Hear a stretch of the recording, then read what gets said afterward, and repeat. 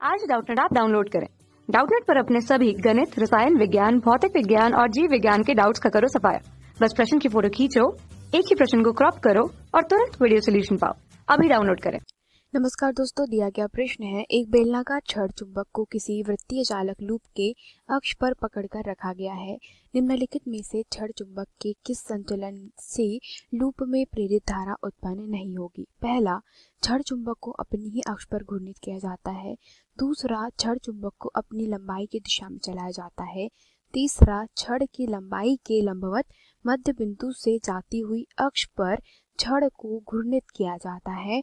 और चौथा, छड़ की लंबाई के लंबवत तथा एक सिरे से जाती हुई अक्ष पर छड़ को घूर्णित किया जाता है। तो इन विकल्पों को देखकर तथा प्रश्न को देखकर क्या समझ में आ रहा है कि कोई एक वृत्तीय का चालक लूप है जिसमें एक छड़ चुंबक रखी गई है, तो इसकी जो अक्ष होगी वो कैसी होगी?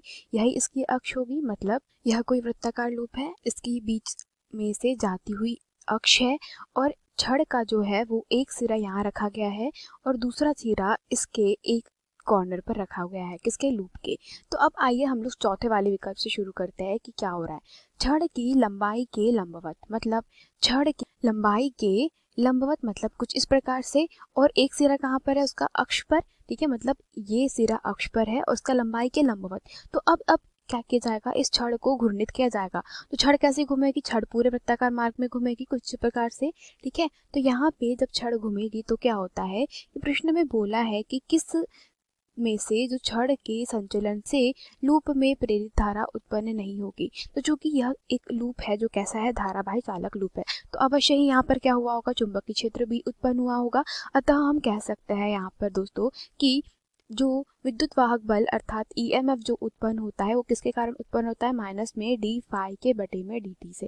ठीक है, मतलब इस छड़ के कारण इस लूप से जो फ्लक्स है उस पर परिवर्तन होगा, तभी ईएमएफ उत्पन्न होगा और प्रेरित धारा दी जाती है I बराबर से 1 बटे में R ऋण डी फाई बाय dt से। ठीक है, तो अब यहाँ पर आप देख रहे हैं कि प्रेरित धारा जो है वो भी किस पर निर्भर कर रही है? फ्लक्स में परिवर्तन पे। तो चूंकि जब आप इसको छड़ को पूरे ही वृत्तीय चालक लूप में घुमाएंगे समय के सापेक्ष, तो क्या होगा? इस छड़ से घूमने के कारण इस लूप से क्या होगा दोस्तों? बार बार फ्लक्स में परिवर्तन होगा।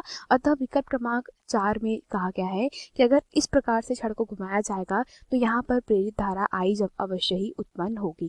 ठीक है, अतः हम कह सकते हैं विकल्प क्रमांक 4 प्रश्न का सही उत्तर नहीं होगा।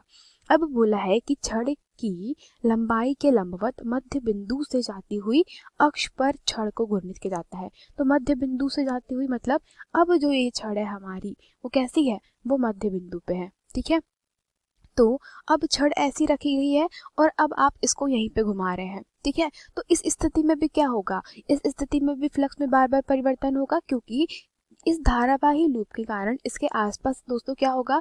एक चुंबकीय क्षेत्र उत्पन्न होगा। तो जब आप छड़ को बीच में से ही बार बार घुमाएंगे तो वहां पर क्या उत्पन्न होगा? प्रेरित विद्युत वाहक बल उत्पन्न होगा और फिर प्रेरित धारा। अतः विकल्प क्रमांक 3 भी प्रश्न का गलत उत्तर है।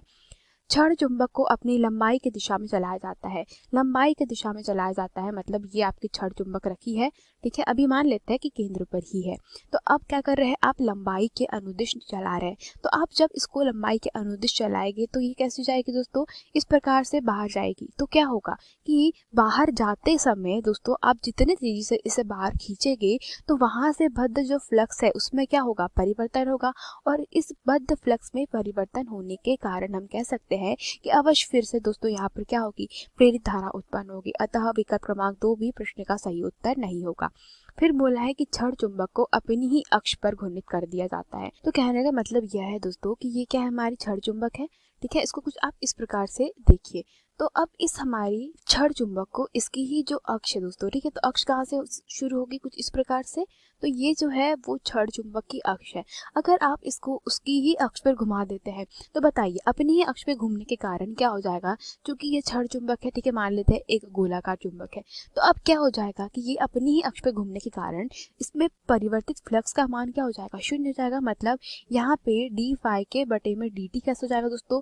सदैव नियत रहेगा। अतः हम यहाँ से कह सकते हैं कि इसका मान 0 हो जाने के कारण प्रेरित धारा का मान कैसा हो जाएगा? शून्य हो जाएगा। कहने का मतलब यह है कि प्रेरित धारा दोस्तों तभी उत्पन्न होगी जब यहाँ पे क्या होगा, फ्लक्स में परिवर्तन होगा। फ्लक्स में परिवर्तन नहीं हो रहा है तो यह जो क्षण चुंबक है वो अपनी ही अक्ष पर घूम जा रही है, और अपनी ही अक्ष पर घूम जाने के कारण दोस्तों वहाँ पर फ्लक्स में परिवर्तन ना होने के कारण क्या हो रहा है, वहाँ पर चुंबकीय दोस्तों जो प्रेरित विद्युत धारा है वो नहीं उत्पन्न हो रही है। मतलब प्रश्न में यही कहा था कि लूप में धारा उत्पन्न कब नहीं होगी, जब क्षण चुंबक को अपनी ही अक्ष पर घूर्णित किया जाएगा। धन्यवाद। कक्षा 6 से 12वीं से लेकर नीट, IIT, JEE वो एडवांस के लेवल तक 1 करोड़ से ज्यादा छात्रों का भरोसा।